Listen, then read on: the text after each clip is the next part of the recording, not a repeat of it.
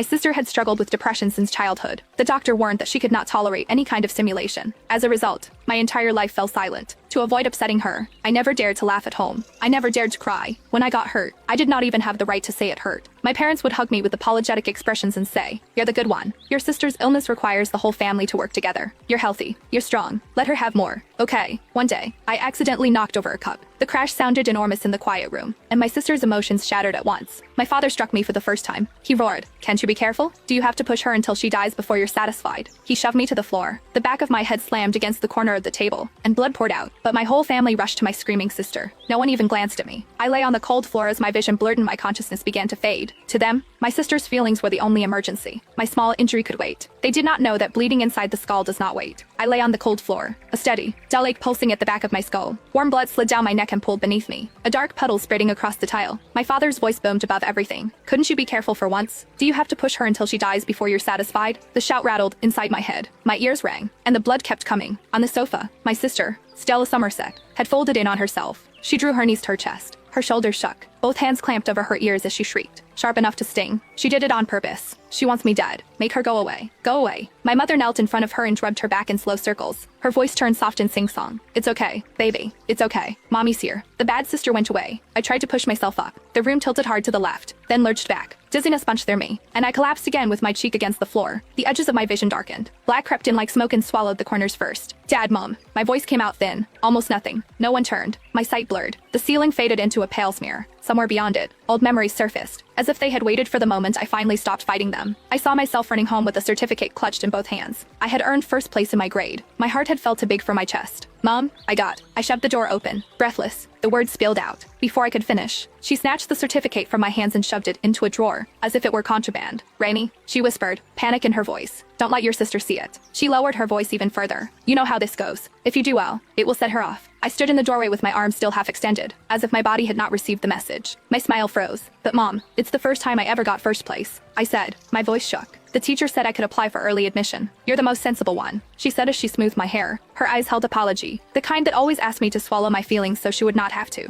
"Your sister's illness needs all of us. You're healthy. You're strong. Let her have more." "Okay." I nodded and went back to my room. I forced down the lump at my throat and swallowed every bit of unfairness whole. Back on the floor, the puddle of blood had widened. It crept under my shoulder, sticky and warm. My breathing turned fast and shallow, and I could not draw enough air into my lungs. White flashes sparked across my vision. "Mom." I tried again. This time the word scraped out of me. "It hurts." My mother finally glanced over her shoulder. She frowned as if I had interrupted something important. "Rainy, stop it," she said. "Can't you see your sister is unwell?" "Wait." My sister's screaming spiked even higher. "Make her leave. Make her go away."